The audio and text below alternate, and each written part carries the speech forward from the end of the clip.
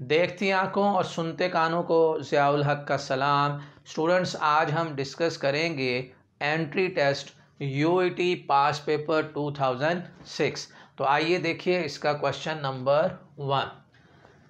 If x, y belongs to R, then x plus iota y is purely imaginary if। कहता है ये complex number जो है हमें प्योरली इमेजिनरी चाहिए। प्योरली इमेजिनरी करिए, इसका रियल पार्ट जो है वो ज़ीरो के बराबर होना चाहिए और imaginary part not equal to zero होना चाहिए। प्योरली इमेजिनरी का मतलब ये है कि जहाँ पर सिर्फ अयोटा आ रहा हो और रियल पार्ट उसमें ना आए। तो इसमें देखते हैं जी कौन सी ऑप्शन है। रियल पार्ट हमें ज़ीरो चाहिए और imaginary part not equal to zero. इस सी ऑप्शन में अगर आप देखें तो इसका real part x is equal to zero, y is not equal to zero. तो इसमें ऑप्शन हमारे पास सी आ जाएगी क्वेश्चन नंबर 1 में। पहली ऑप्शन नहीं आनी, x is not equal to zero उसने कहा, जबकि y ज़ीरो। अगर आप इसमें y को ज़ीरो कर देंगे और x not equal to zero है तो ये हमारे पास एक रियल नंबर बन जाएगा, जबकि हमें नंबर कौन सा चाहिए है, इमेजिनरी। ऑप्शन बी में दोनों ही ज़ीरो ज़ीरो हो जाएंगे ये, और डी ऑप्शन में उसने कहा कि x और y दोनों नॉट इक्वल टू ज़ीरो, ये भी पॉसिबल नहीं है। तो इसमें सिर्फ ऑप्शन हमारे पास सी आ जाएगी। नेक्स्ट क्वेश्चन नंबर 2 है a minus B is a subset of a minus B इनमें से किसका सबसेट होगा अगर b सबसेट हो इसमें ए का। इस क्वेश्चन को हम वेन डायग्राम से भी कर सकते हैं, या इसका एक सलूशन इसमें यह है कि आपको यूनिवर्सल सेट रख लीजिए 1 2 3 4 और 5। सेट ए हम रख देते हैं जी 1 2 और 3, और इसमें उसने कहा बी सबसेट है ए का। तो यहाँ एक सेट बी रख लें, उसमें हम एलिमेंट रख देते हैं जी 1। और अगर हम इसमें a minus B find out करें, a माइनस बी में आ जाएगा जी 1 और 3। अब देखिए आप पहली ऑप्शन जो है a माइनस बी सबसेट है 5 का। भाई ये a माइनस बी आ रहा है, ये सबसेट 5 का नहीं है। a minus B is a subset of b। ये वाला a माइनस बी, इस b का b हमारे पास सबसेट नहीं आया। a यूनियन b, इसको देख लेते हैं। अगर हम A union B find out करते हैं तो ये एलिमेंट्स आ जाएंगे जी 1 2 और 3, और 1 और 3 जो है वो इस A यूनियन B का सबसेट बन रहा है। तो इसमें हमारे पास जो राइट ऑप्शन आ जाएगी वो C ऑप्शन आ जाएगी। मैं D को भी आपको डिस्कस कर देता हूँ। अगर हम इसमें A intersection B find out करें तो A इंटरसेक्शन B में सिर्फ हमारे पास आंसर आ जाएगा जी 1, और इसमें a माइनस बी 1 3 जो है वो इसका सबसेट नहीं आ रहा। तो इसमें राइट ऑप्शन जो है वो a यूनियन b आ जाएगी। नेक्स्ट है जी क्वेश्चन नंबर 3।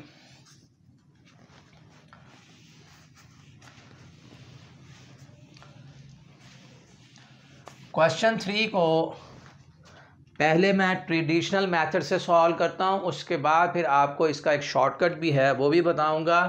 पहले देखिए इसको किस तरह से सॉल्व करना है। x जो है वो इक्वल है square root of 2 plus square root of 2 plus square root of 2 up to infinity. x की क्या वैल्यू आएगी?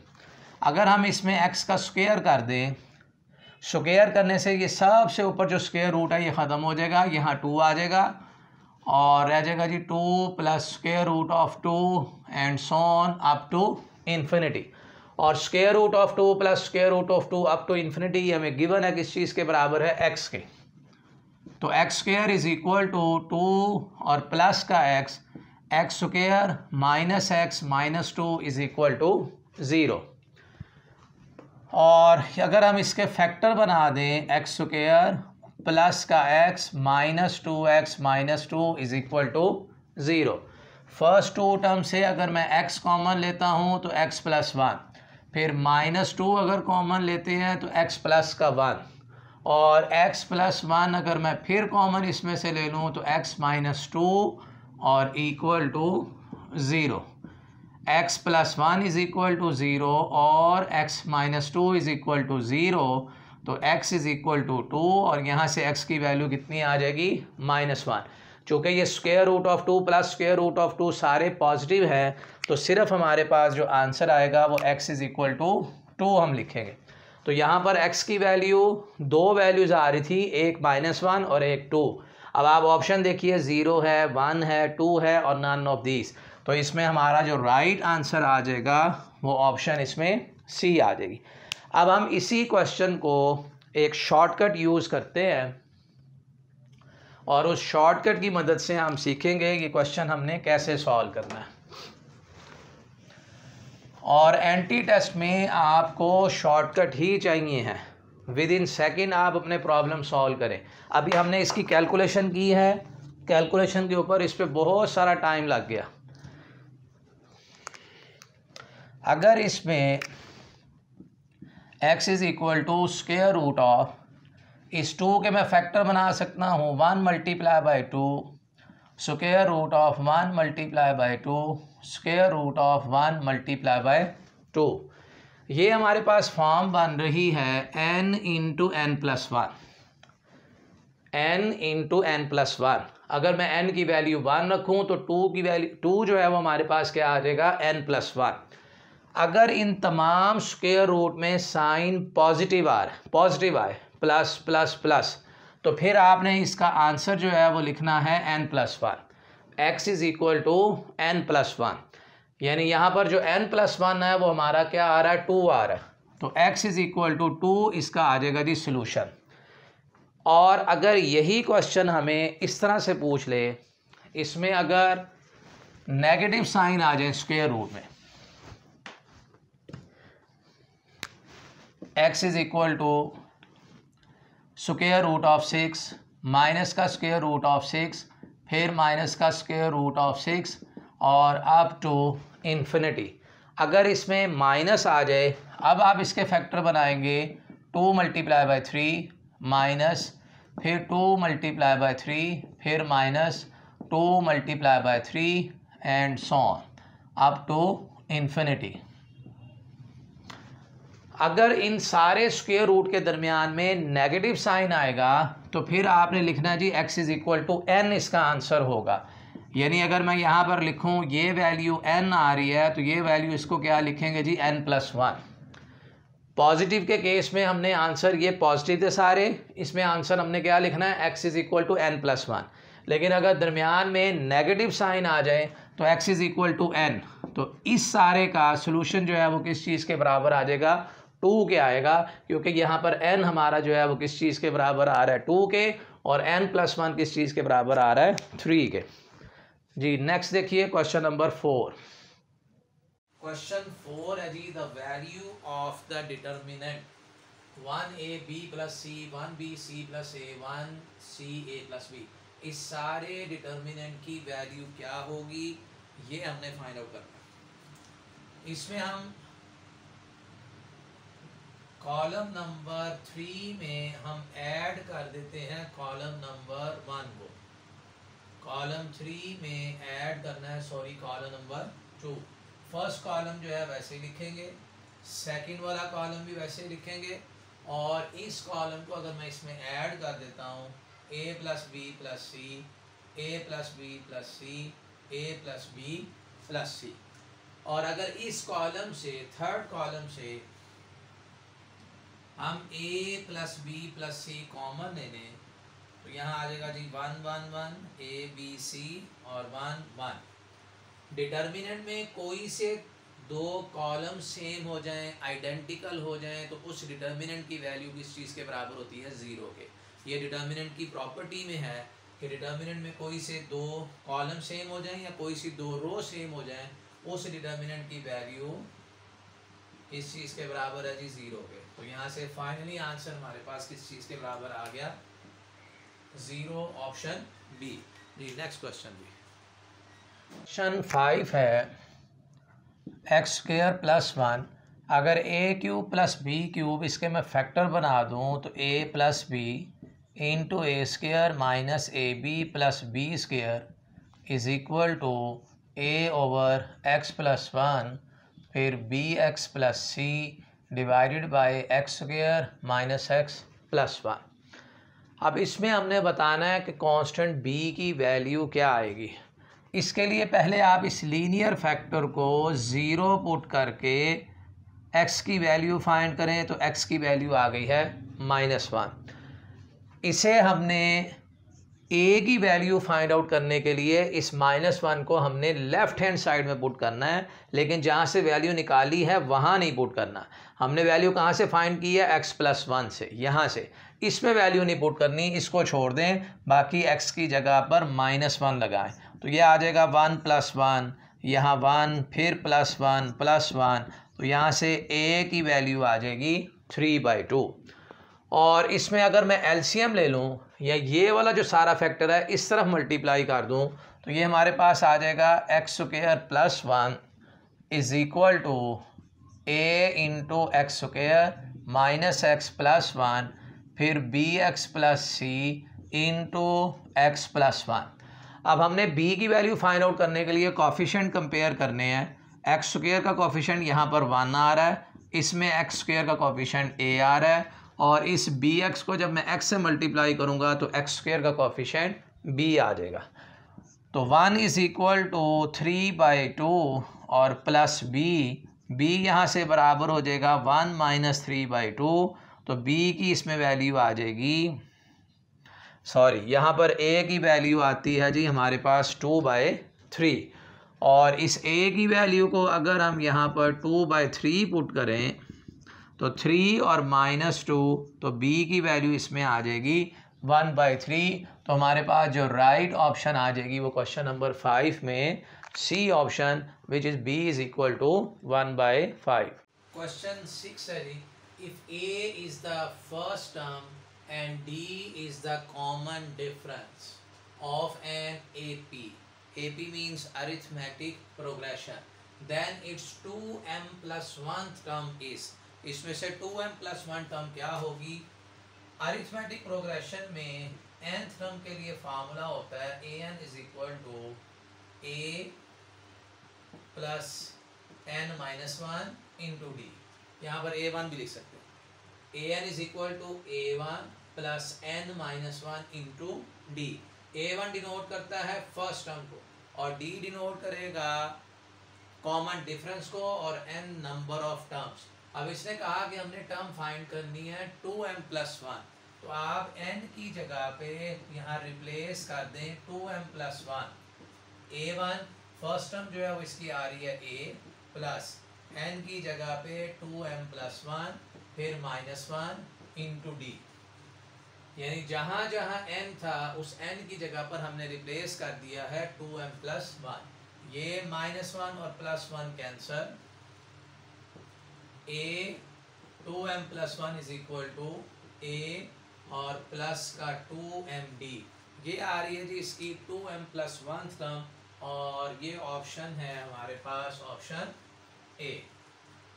नेक्स्ट क्वेश्चन है जी, in a common fraction form the recurring decimal 0.2121 पर डॉट है या बार भी आ सकती है।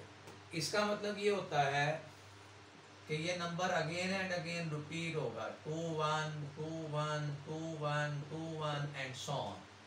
इसको आपने डेसिमल फॉर्म को हमने लिखना है जी फ्रैक्शन के अंदर। ये डेसिमल फॉर्म दी गई है, इसे हमने फ्रैक्शन में लिखना है कि वो किस तरह, क्या आंसर आएगा। 7 / 33 आंसर होगा, 33 / 7, 11/9 या 9/11। इसको भी हम एक ट्रिक के ज़रिए सॉल्व करेंगे। आपने पहले तो ये नंबर वैसे लिख देना है, जो भी आपको यहाँ पर नंबर दिया गया इस नंबर को वैसे लिख दीजिए, और जो जिस इसमें जिन पॉइंट्स पर या जिन वैल्यूज़ पर डॉट नहीं लगा हुआ उन वैल्यूज़ को आपने क्या कर देना है, माइनस। जिन डिजिट्स के ऊपर डॉट नहीं लगा हुआ उन्हें आपने माइनस कर देना। तो यहाँ 0 पे डॉट नहीं है, हम 0 माइनस करेंगे, डिवाइडेड बाय, और कितने डिजिट ऐसे हैं जिसके ऊपर डॉट लगा हुआ है वो 2 आ रहे हैं, उतने ही 9 आपने नीचे लिख देने। तो इसका आंसर बन जाएगा जी 21 / 99। और इसको अगर हम 21 डिवाइडेड बाई 99। 3 से अगर हम कैंसिल करते हैं तो यहाँ पर 7 आ जाएगा और इधर आंसर आ जाएगा जी 37 डिवाइडेड बाई 33। तो 7 डिवाइडेड बाई 33 जो है वो हमारे पास ऑप्शन ए ऑप्शन आ जाएगी। इसी क्वेश्चन की अगर मैं आपको और क्वेश्चन लिख के दूँ इनकी प्रैक्टिस के लिए,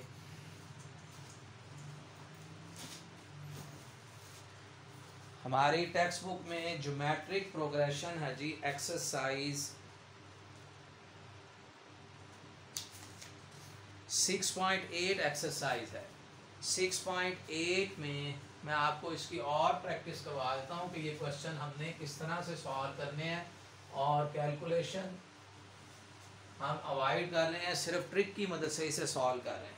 देखिए अगर मेरे पास आ जाए 1.34 और इसके ऊपर डॉट है, इसी तरह 1.53 और इस पे डॉट है, इन्हें हमने सीखना है कि भाई किस तरह इसको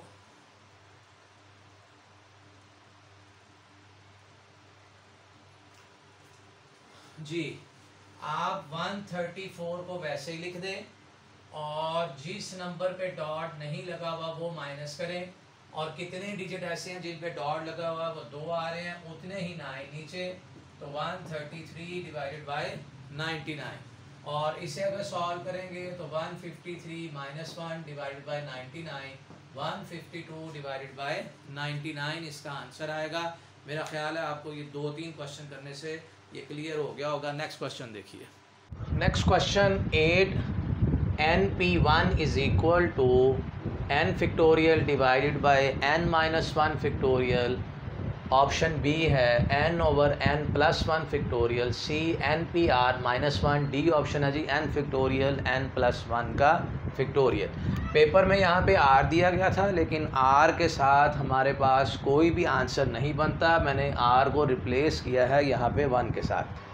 अब यहाँ हमने फार्मूला देखना है परमुटेशन का कि npr किस चीज़ के बराबर होता है, n factorial divided by n minus r का फैक्टोरियल।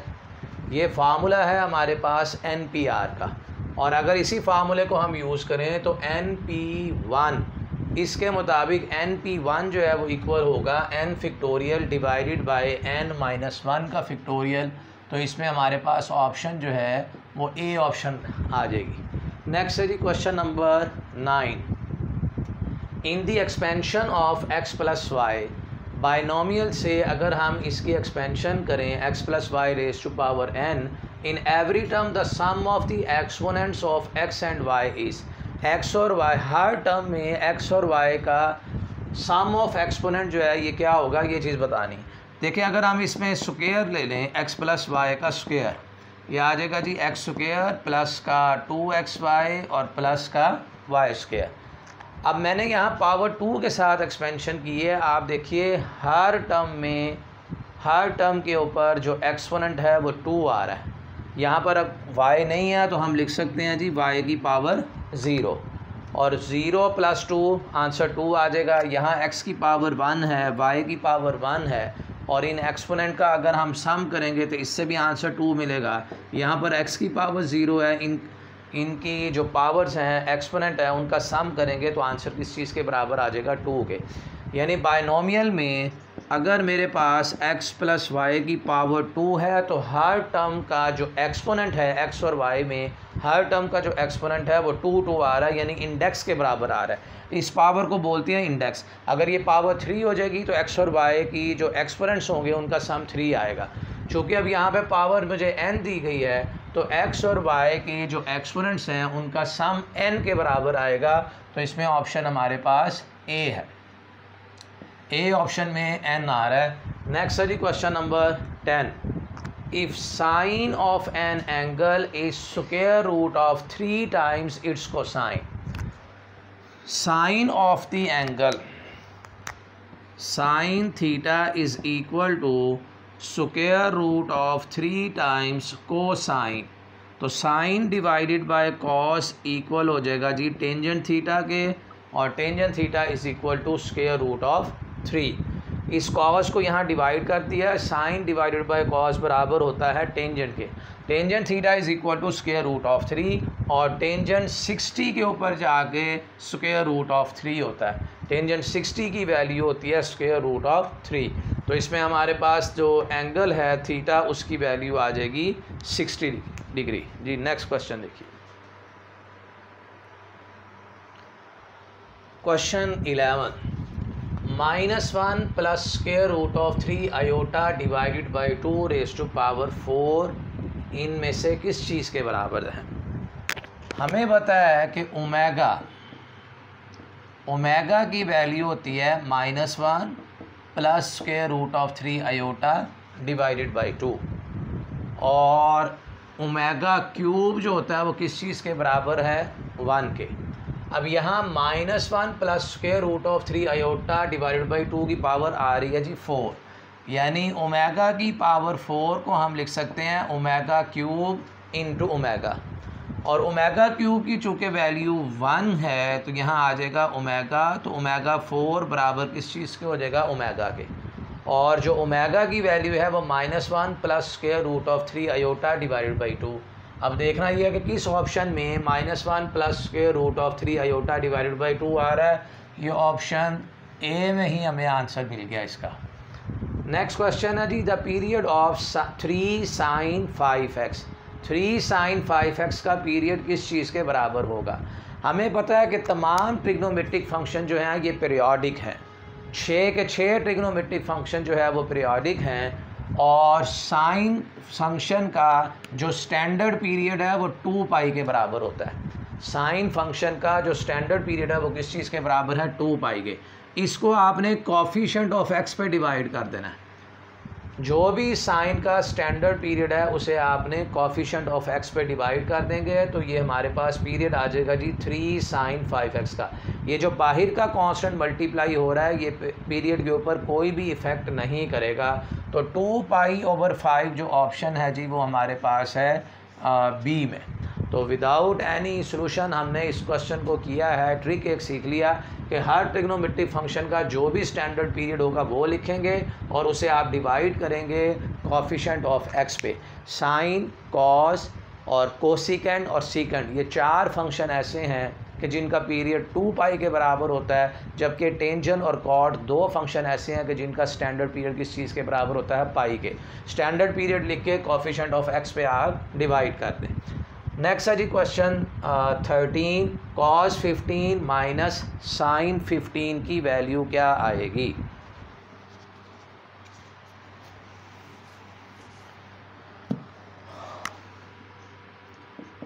cos 15 डिग्री माइनस का साइन 15 डिग्री।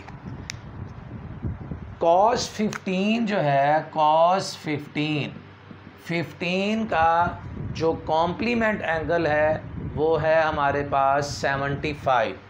cos 15 और sin 75 की वैल्यू सेम होगी।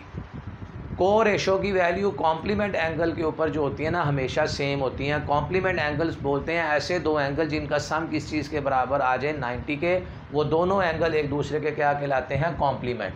तो यहाँ पर 15 का जो कॉम्प्लीमेंट एंगल है वो बनेगा 75। तो cos 15 sin 75 दोनों सेम आएंगे। तो यहाँ पर मैं लिख रहा हूँ जी sin 75 और माइनस का sin 15 degree.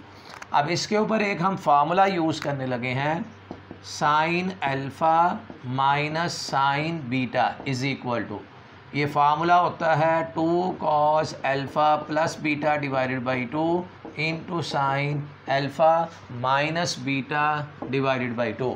Sign alpha minus sine beta ये फार्मूला आपने जहन में रखना है कि ये फार्मूला बराबर है 2 cos alpha plus beta divided by 2 into sine alpha minus beta divided by 2। जी अगर ये वैल्यूज़ लगाते हैं इसमें तो 2 cos 75 और प्लस का 15 डिवाइडेड बाई 2 इंटू 75 माइनस का 15 डिवाइडेड बाई 2। 75 और प्लस का 15 ये आ गया जी हमारे पास 90, और उसको अगर हम 2 पे डिवाइड करेंगे तो 45 डिग्री। और 75 में से 15 माइनस करेंगे 60 को 2 पे डिवाइड करेंगे तो साइन 30 डिग्री। कॉस 15 होता है जी 1/स्क्वायर, कॉस 45 1/√2 और साइन 30 की वैल्यू होती है 1/2। ये 2 इस 2 से कैंसिल हो जाएगा तो फाइनली इसमें आंसर आ जाएगा 1/√2 और 1/√2 हमारे पास आ रहा है जी ऑप्शन बी में। ये था जी क्वेश्चन 13। नेक्स्ट क्वेश्चन देखिए। नेक्स्ट क्वेश्चन 14 है टेंजेंट 45 प्लस थीटा किस चीज़ के बराबर है। यहाँ पर एक फॉर्मूला हमने यूज़ करना है,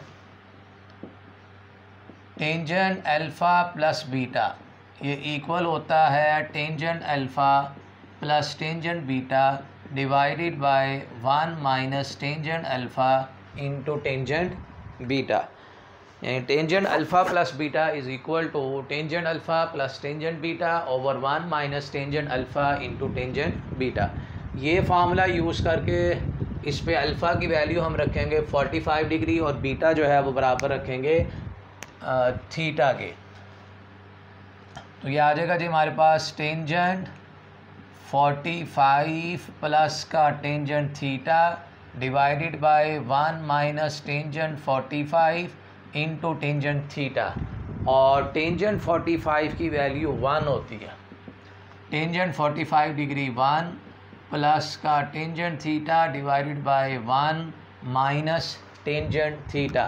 टेंजेंट 45 1 के बराबर। तो ये फाइनली हमारे पास आंसर आया जी 1 प्लस टेंजेंट थीटा और divided by 1 minus tangent theta. ये ऑप्शन आ रही है जी सी ऑप्शन में है 1 plus tangent theta divided by 1 minus tangent theta. Next है question 15 a triangle which has not a right angle is called dash triangle. जी ऐसी ट्राइंगल जो राइट एंगल ना हो उस ट्राइंगल को बोलते हैं जी ऑब्लीक ट्राइंगल। ऑब्लीक ट्राइंगल की डेफिनेशन ये थी a triangle which is not a right angle. तो इसमें ऑप्शन बी आ जाएगी। नेक्स्ट है जी cos theta is equal to -1 n belongs to जी, देन इसमें थीटा की वैल्यू क्या होगी।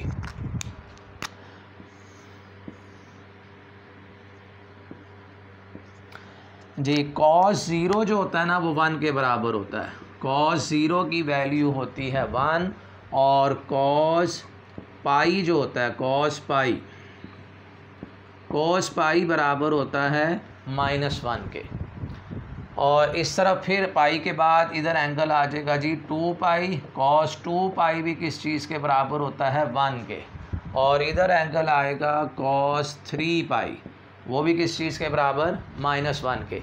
यानी जो हमारे पास इवन एंगल्स हैं वो राइट साइड पे आने हैं और जो ऑड एंगल्स हैं वो आएंगे लेफ़्ट साइड पे। और यहाँ पर कॉस की वैल्यू जो है वो -1 होती है और उस तरफ कॉस की वैल्यू जो है वो +1 होती है।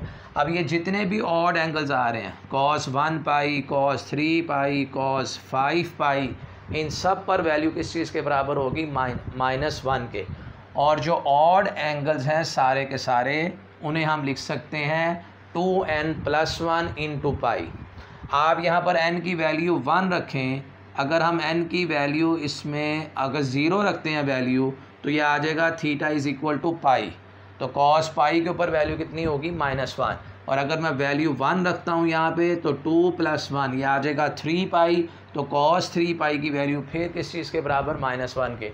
2 रखूँगा तो 4 + 1 5 पाई आ जाएगा।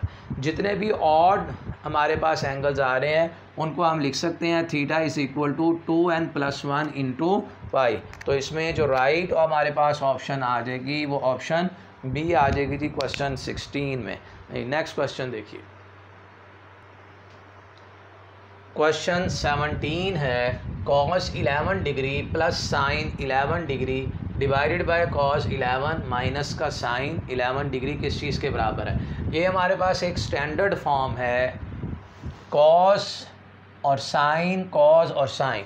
हमने जो साइन है ना वो देखना है न्यूमिनेटर का। न्यूमिनेटर में अगर पॉजिटिव साइन है तो आपने इस स्टैंडर्ड रिजल्ट को इस तरह लिखना है कि यहाँ पर टेंजेंट लिखेंगे और 45 डिग्री में ये वाला एंगल ऐड कर देंगे अगर हमारे पास इनके न्यूमिनेटर का साइन कौन सा आ रहा है, पॉजिटिव। यानी टेंजेंट 45 और प्लस का 11, ये हो जाएगा जी टेंजेंट 56 डिग्री। तो हमारे पास आंसर किस चीज़ के बराबर आ जाएगा, ऑप्शन जो है इसमें ए आ जाएगी। मैं दोबारा से बता रहा हूँ, हमने साइन देखना है न्यूमिनेटर का। न्यूमिनेटर का साइन अगर पॉजिटिव है और ये स्टैंडर्ड फॉर्म बनी हुई है तो आपने टेंजेंट लिखकर 45 डिग्री में ये वाला एंगल आप ऐड कर देंगे। अगर हमारे पास साइन नेगेटिव आ जाए, अगर आ जाए जी कॉस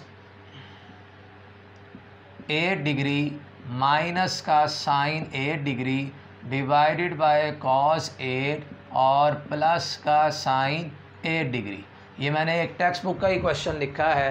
अब न्यूमिनेटर का साइन नेगेटिव आ रहा है तो यहाँ पर आप लिखेंगे जी टेंजेंट और 45 में से इस एंगल को हम माइनस करेंगे, 45 डिग्री माइनस का 8 डिग्री, तो टेंजेंट 45 माइनस 8 करेंगे तो इसका आंसर किस चीज़ के बराबर आ जाएगा, टेंजेंट 37 डिग्री के।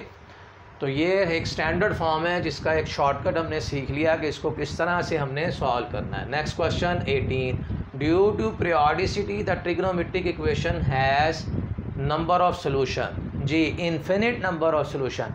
पीरियोडिसिटी की वजह से, पीरियोडिक होने की वजह से ट्रिग्नोमेट्रिक फंक्शन अपनी value again and again repeat करते जाते हैं। और हमें पता है अगर साइन फंक्शन लेंगे तो 2 उसका पीरियड है, तो हर 2 इंटरवल के ऊपर अपनी वैल्यू को रिपीट करेगा, जिसकी वजह से हमारे पास इन्फिनिट नंबर ऑफ सोल्यूशन आ जाएंगे ट्रिग्नोमेट्रिक इक्वेशन के। नेक्स्ट है जी question 19, limit x approaches to 0 और sine 6x plus sine 2x divided by sine 5x plus का साइन 2x।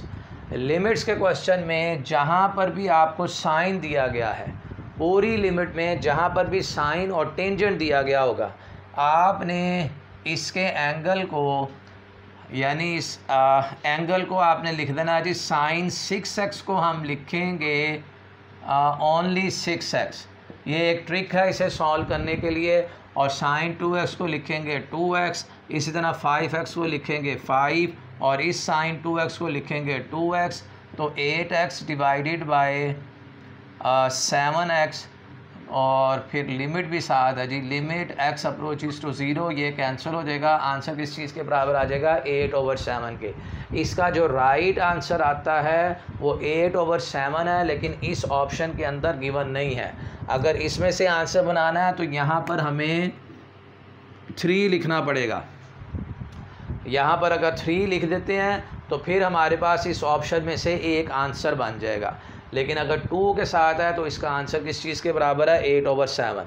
अगर हम 3 के साथ इसे सॉल्व करें तो limit x approaches to 0, sine 6x को हम 6x लिखेंगे, इसे 2x, यहाँ पर 5x, इसको 3x, फिर limit x approaches to 0, 8x divided by 8x, x से कैंसिल, 8 से कैंसिल, तो आंसर इसमें 1 आ गया, जो कि इस ऑप्शन में आ रहा है जी, ऑप्शन सी में। तो इस क्वेश्चन में थोड़ी सी हमने करेक्शन की है। अगर तो यही क्वेश्चन है सारा 2 के साथ तो फिर आंसर 8/7, लेकिन अगर 3 के साथ करते हैं इसे तो फिर आंसर किस चीज़ के बराबर आता है जी, 1 के।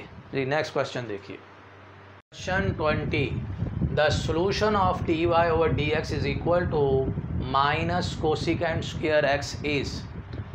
यानी हमने देखना ये है कि कौन सा ऐसा फंक्शन है कि जिसका डेरिवेटिव लिया जाए तो answer minus cosecant square x आता है। कांस्टेंट का डेरिवेटिव तो 0 होता है और टेंजेंट x का जो डेरिवेटिव है वो इक्वल होता है जी सीकेंट स्क्वायर x के। डेरिवेटिव ऑफ टेंजेंट x बराबर होता है सीकेंट स्क्वायर x के, ये भी ऑप्शन नहीं है। और यहाँ पर अगर हम डेरिवेटिव लें तो कॉट x का डेरिवेटिव होता है माइनस का कोसिकेंट स्क्वायर x। तो dy/dx अब गिवन है, डेरिवेटिव हमें गिवन है, हमने y फाइंड आउट करना है, तो इसको इंटीग्रेट करेंगे। अगर कॉट x का derivative minus cosecant square x है तो फिर माइनस कोसिकेंट स्क्वायर x का एंटी डेरिवेटिव, उसकी इंटीग्रेशन हो जाएगी कॉट x और साथ में लिखेंगे कांस्टेंट ऑफ इंटीग्रेशन, और dy/dx को हम लिखेंगे y। तो इसमें फाइनली हमारे पास जो आंसर आ जाएगा जी वो ऑप्शन सी आ जाएगी, y is equal to cot x और प्लस का c। Next question number 21, if f of x is equal to cot x f dash pi by 4 क्या होगा जी। एफ ऑफ एक्स बराबर दिया गया है कॉट x के, तो यहाँ से f डैश x को हम लिख सकते हैं माइनस का कोसिकेंट स्क्वायर x, क्योंकि कॉट x का डेरिवेटिव क्या होता है माइनस कोसिकेंट स्क्वायर x, और इसे लिख सकते हैं 1 ओवर साइन स्क्वायर x, और x की जगह पे हमने वैल्यू लगानी है जी पाई बाय 4, तो माइनस का 1 ओवर साइन पाई बाय 4 और इसके ऊपर आ जाएगा स्क्वायर, और साइन 45 की वैल्यू होती है 1 over square root of 2। Sine 45 है जी 1 ओवर स्क्वायर रूट ऑफ 2, तो ये स्क्वायर अपने स्क्वायर रूट से कैंसिल और 2 आगे इस 1 से मल्टीप्लाई होगा, तो फाइनली आंसर हमारे पास आता है -2, जो कि ऑप्शन डी में आ रहा है।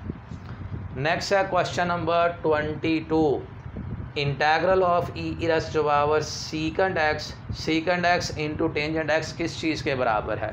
यहाँ पर एक स्टैंडर्ड रिजल्ट यूज़ करेंगे इंटेग्रेशन का, e raise to power f of x into f dash x d x, ये बराबर होता है e raise to power f of x और सम कांस्टेंट ऑफ इंटेग्रेशन, यानी ई की पावर में जो फंक्शन दिया गया है अगर इस फंक्शन का डेरिवेटिव 7 है तो इस टोटल की इंटेग्रेशन किस चीज़ के बराबर हो जाएगी e raise to power f of x के। अब आप इसमें देखिए कि सीकेंड एक्स फंक्शन है, ये मेरे पास एफ ऑफ एक्स है, और सीकेंड एक्स का डेरिवेटिव होता है सीकेंड एक्स इंटू टेंजेंट एक्स, ये हमारे पास आ गया जी F dash x.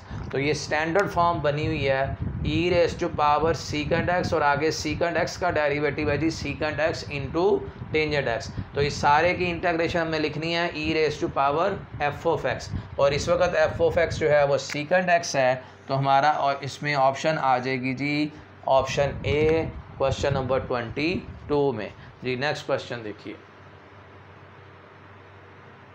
Question 23, integral है जी साइन 2x dx और लिमिट्स दी गई हैं 0 to pi by 4। Sign 2x की इंटेग्रेशन होती है माइनस कॉस 2x और डिवाइड करेंगे x के कोफिशिएंट पे, और जब इंटेग्रेशन हो जाए तो लिमिट्स आ जाएंगी मॉडुलस में 0 to pi by 4, right side पर उस पर लिमिट्स लिखनी है, फिर माइनस का हाफ, इसमें लिमिट पुट करेंगे जी upper limit cos 2 into pi by 4, दरमियान में माइनस, फिर लोअर लिमिट cos 2 इंटू 0, और ये 2 और 4 कैंसिल करेंगे तो ये रह जाएगा जी पाई बाय 2, और cos पाई बाय 2 बराबर होता है 0 के, और 0 को 2 से मल्टीप्लाई करेंगे 0, और cos 0 की वैल्यू 1 होती है, ये -1 इस -1/2 से मल्टीप्लाई होके प्लस का 1/2, जो ऑप्शन आ जाएगी बी। तो 23 में जो राइट आंसर है जी वो 1/2 बी पे आ गया। नेक्स्ट है the slope of the line with inclination 120 inclination given है, अगर इस इंक्लिनेशन के साथ हम टेंजेंट ले लें तो ये चीज़ बन जाती है स्लोप, और उसको रिप्रेजेंट करते हैं एम से। स्लोप भी कहेंगे या ग्रेडियंट भी पेपर के अंदर आता है, या तो स्लोप का वर्ड लिखा होगा या फिर ग्रेडियंट, स्लोप ग्रेडियंट सेम है दोनों। जो भी इंक्लिनेशन दिया गया है उस इंक्लिनेशन के साथ हमने टेंजेंट ले लेना। अब यहाँ पे 120 आ रहा है जी सेकंड क्वाड्रेंट के अंदर, और सेकंड क्वाड्रेंट में टेंजेंट की वैल्यू कितनी होती है नेगेटिव होती है, ये 0 नहीं आ सकता क्योंकि टेंजेंट 0 पे और 180 पे 0 होता है, 1 नहीं आ सकता, 145 के ऊपर होता है, तो इसमें राइट ऑप्शन हमारे पास आ जाएगी जी माइनस का स्क्वायर रूट ऑफ 3, ऑप्शन जो है वो सी आ गई। 120 सेकंड क्वाड्रेंट में था, सेकंड क्वाड्रेंट में टेंजेंट की वैल्यू नेगेटिव होती है और स्क्वायर रूट ऑफ 3 होती है। Next question 25, equation of A line passing through A, B and perpendicular to a line.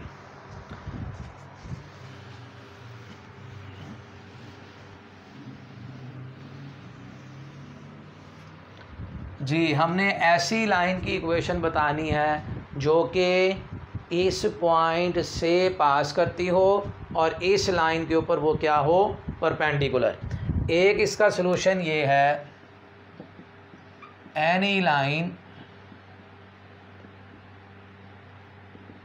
Perpendicular to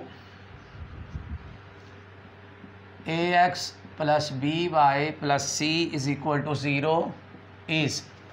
अगर परपेंडिकुलर लाइन की इक्वेशन चाहिए तो x और y के कोफिशिएंट एक दूसरे के साथ इंटरचेंज कर देने हैं और इनके दरमियान साइन भी चेंज कर देना है। यानी ये आ जाएगा जी bx और माइनस का ay और कांस्टेंट जो है वो चेंज करेंगे, उसको इसके बराबर मैंने लिख दिया है k के।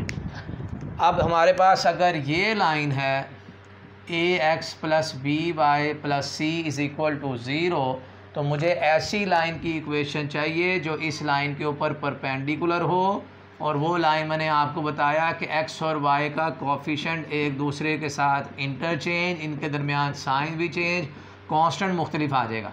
और उसने कहा था कि ये लाइन इस पॉइंट से पास करनी चाहिए a, b से।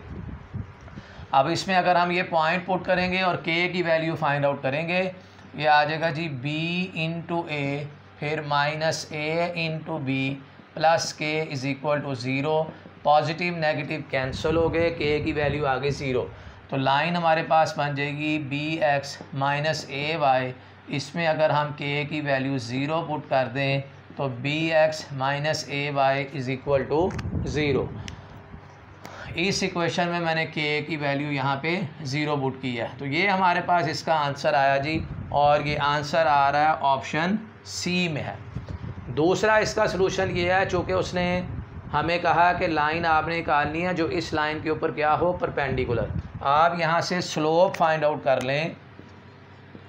स्लोप होता है जी minus sign coefficient of x divided by coefficient of y।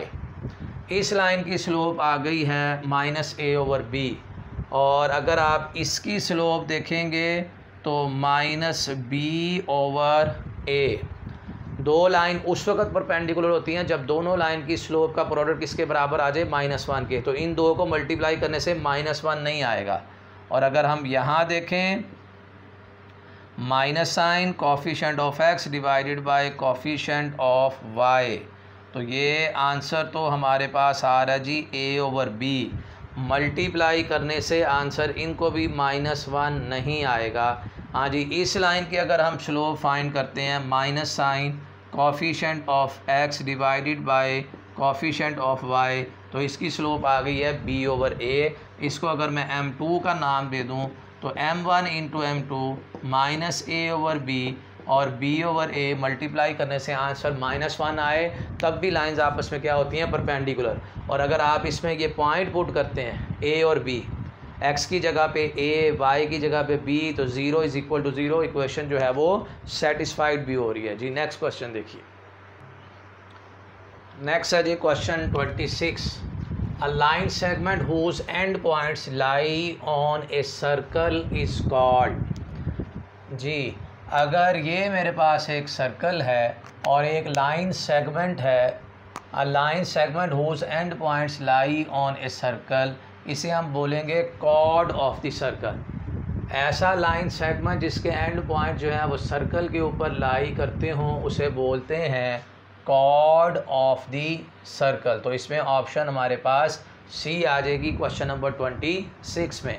Next है जी foci of the hyperbola x² / a² minus y² / b² is equal to 1। ये हाइपरबोला हमारे पास अलॉन्ग x एक्सिस है और x एक्सिस पर y की वैल्यू 0 होती है। तो इसमें ये ऑप्शन तो हमने बिल्कुल नहीं लिखनी, क्योंकि पूरे x एक्सिस पर y की वैल्यू क्या होती है, 0। अब इन दोनों में से फोसाई होता है जी ±c, 0 भी कहते हैं और ±ae, 0 भी लिखते हैं। इसको आप plus minus C comma zero भी लिख सकते हैं, क्योंकि सी जो है वो बराबर किस चीज़ की होता है, ए ई के। तो इसमें हाइपरबोला के जो फोसाई आ जाएंगे अलॉन्ग एक्स एक्सिस, ये हाइपरबोला है, इसके फोसाई होते हैं plus minus a e comma zero. Next है जी the length of minor axis of the ellipse. Ellipse का जो माइनर एक्सिस होता है वो 2b होता है। अगर आपसे पूछा जाए मेजर एक्सिस तो वो आंसर होगा 2a, और इलिप्स की ये भी अलॉन्ग एक्स एक्सिस का ही, ऑब्वियसली अब ये स्टैंडर्ड फॉर्म एक्स एक्सिस का ही है, तो माइनर एक्सिस यहाँ पर 2b लिखेंगे। नेक्स्ट है जी 2x + 3 < 0 इज़ इनइक्वालिटी है, इक्वालिटी है, आइडेंटिटी है, या नन ऑफ दीज। आइडेंटिटी बोलते हैं which is true for all values, और ऐसी इक्वेशन है जो ट्रू हो फॉर ऑल वैल्यूज़, लेकिन ये इक्वेशन नहीं दी गई, इक्वालिटी का साइन नहीं है इसमें, तो सिर्फ इसमें यहाँ पर ऑप्शन हमारे पास कौन सी आ जाएगी, inequality, option A. Next देखिए